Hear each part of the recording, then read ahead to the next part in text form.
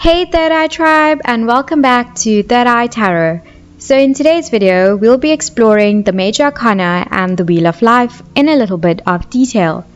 So together, the 22 Major Arcana of the Tarot form and tell a whole story, the story of our lives. The Major Arcana cards of the Tarot is considered to be the core and the foundation of the deck. All of the deck is filled with archetypal significance, but this is most pronounced within the Major Arcana of the Tarot. These cards follow a storyline that tells us of the spiritual travels taken from the innocent wonder of the Fool to oneness and fulfillment of the world. So in other words, these cards tell us the story of humanity's spiritual evolution into enlightenment and individualization. So like us, the Fool is destined to evolve. He draws his progressive strength and dynamic personality from his weaknesses and his limitations. He sets out on this journey in a very carefree way and goes from one arcana to another, and in this way he follows his life path on the road of the tarot, leaving one experience behind to plunge into another. Death is also one of them, but it is only a stage, an experience among so many others, not an actual end in itself. And the proof of this is that the Death Arcana can be found not in the beginning nor at the end, but in the center of the deck of the Major Arcana. And so, as we follow the journey of the Fool, we can start to see common parallels between our own stages in life and those in the cards.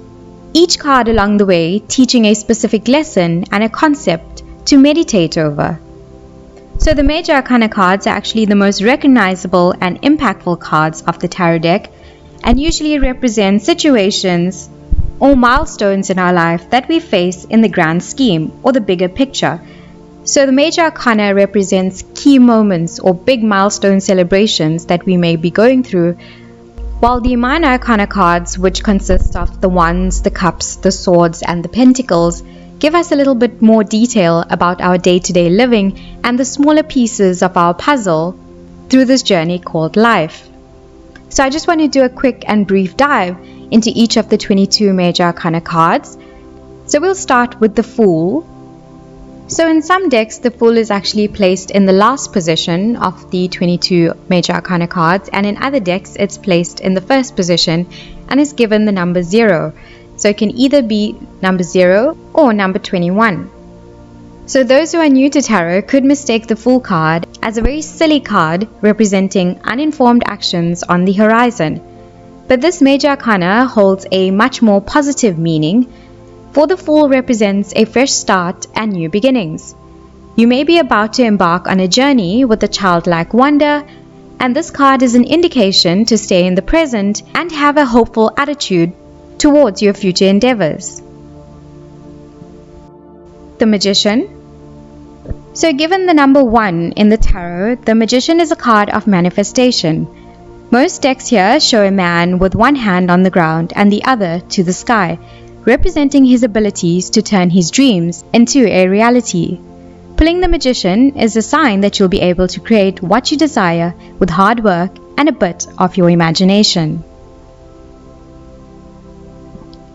So given the number 2 in the tarot, we have the High Priestess. So the High Priestess is all about divine female intuition, which every one of us possesses regardless of our gender. She rules our deep emotions, mystery and psychic abilities. This card is an omen that it's best to step back, meditate and get in touch with your intuition before making any further major decisions. Given the number 3 in the tarot deck, we have the Empress. So the Empress is the card of sex, fertility and beauty. She also represents beauty and self-care, reminding you of the importance of making time for yourself. She wants you to get more sleep and even pamper yourself with a spa visit. She is full of wisdom and always wins. Given the number 4 in the tarot deck, we have the Emperor. So rules and regulations drive the Emperor, but don't worry, for he governs fairly. Drawing the Emperor could indicate the advantage of adding more structure into your life.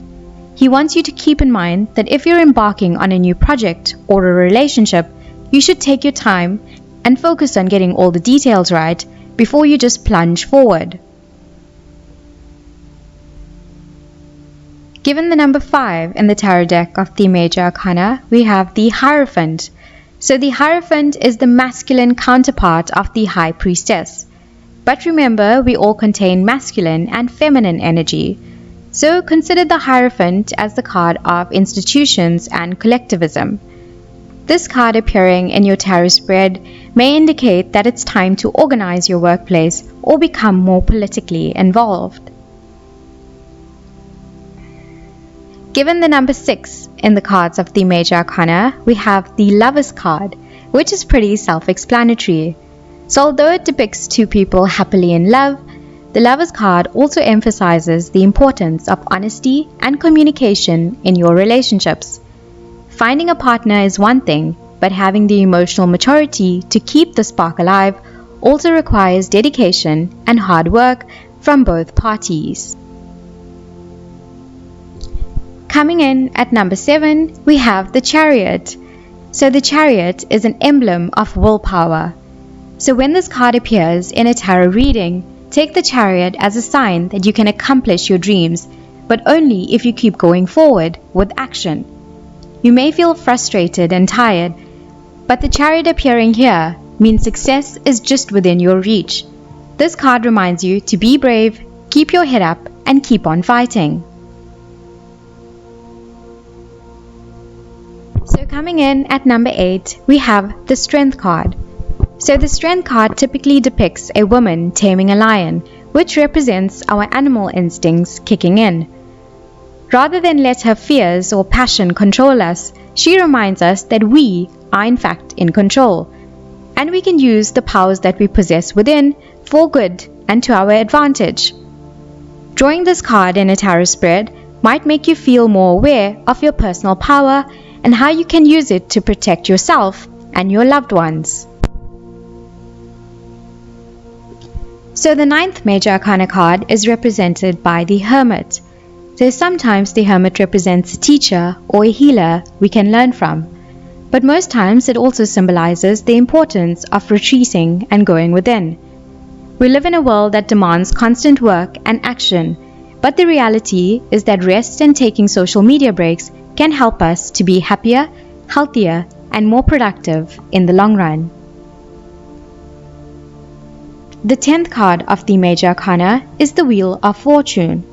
So what goes up must come down. The Wheel of Fortune reminds us that the only constant things in our life is change. When things are going well, perhaps if you're making more money or are falling madly in love, make sure to enjoy every moment of it, because at some point something bad will happen again. And although this may sound like a downer, this is just the reality of life. And on the other hand, if you're having a really hard time and struggling, the Wheel of Fortune promises life will not always be this way, and before you know it, you'll be on the top of the wheel again. So the 11th card of the Major Arcana is the Justice card. So the Justice card is the card of karmic balance, reminding us that cutting corners, taking advantage of people, or lying will never work out in the long run. If you've been duping people, your actions will catch up with you, so don't expect to get away with them. But as in nature, everything has a balance, so if you've been dedicated and caring to your work, don't think for a second that justice doesn't notice, for you will receive the love and acknowledgement for your honorable and hardworking nature. Given the number 12 in the cards of the Major Arcana, we have the Hanged Man. So the connotation of the Hanged Man card isn't as sinister as it may sound, for the figure of the card is actually upside down in a state of meditation. This card represents that you may be under a lot of stress right now, but the best thing you can do is to surrender to the universe. Pulling this card can be a reminder to take a break, let the universe do its thing, and trust that you'll end up exactly where you're meant to be.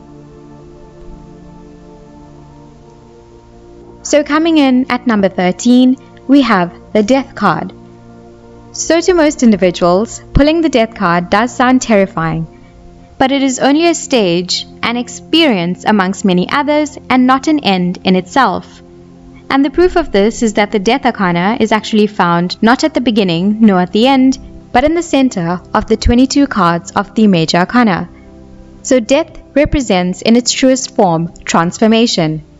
Just got broken up with? Well, this card knows you're hurting, but it also knows it was for the best. Now you get to rebuild yourself back up with the help of your friends, family, and loved ones, and come out happier and even healthier than you were before.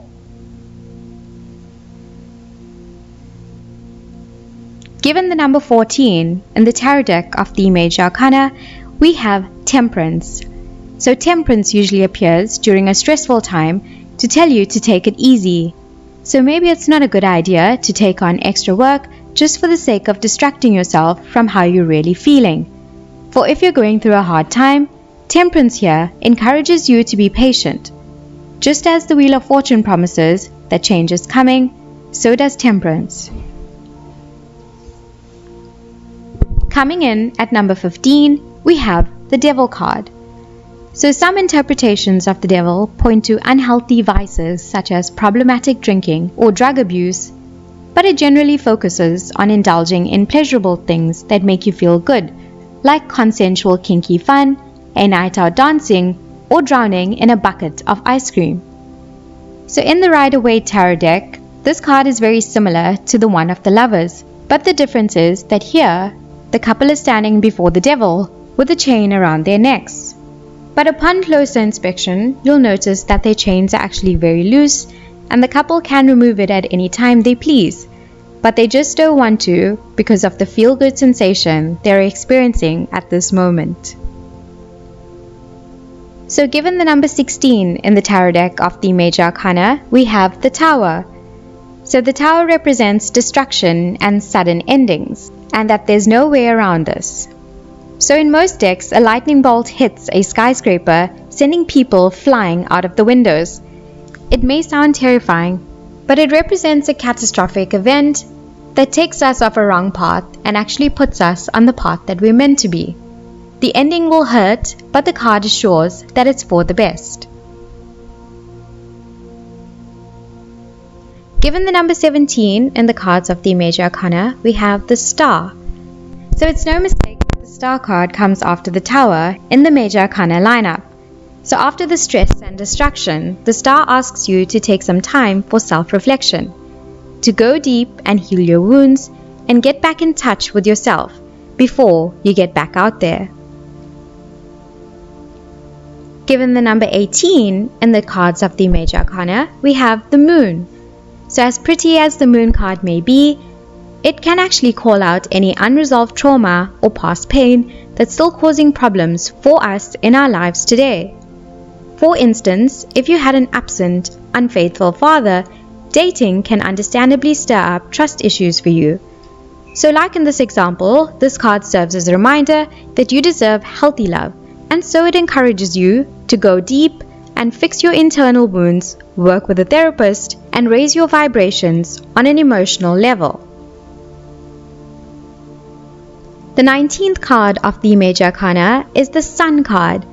So the Sun carries a warm, fulfilling ray of sunshine, happy-go-lucky nature. It represents optimism and joy. This card asks you to simply sit back and feel the happiness that radiates from within you, and encourages you to embrace it with everything that you have. The 20th card of the Major Arcana is the Judgment card. So after a time of spiritual growth and renewal, the Judgment card can appear. It represents that you've probably been working hard to grow, heal, and become a better version of yourself. And now that you're ready to start dating again or go after your dream job, treat yourself for making such important progress and leveling up. And finally, the last card of the Major Arcana is card number 21, which is the World. So as the final card of the Major Arcana, the World focuses on completion. Seeing it in your spread should bring you a feeling of wholeness. Perhaps you're finally in a healthy relationship, or satisfied after finishing your creative project. The world reminds you to take a time to celebrate and enjoy the feeling of accomplishment, for you've earned it. And so, as you can see, each of the major arcana has its own strength, structure, and contains an archetype or a message of life. So each of them are quite unique, but they are all linked to one another. So I hope this video was quite useful and gave you a brief understanding of the major arcana and the Wheel of Life. Thank you guys so much for watching.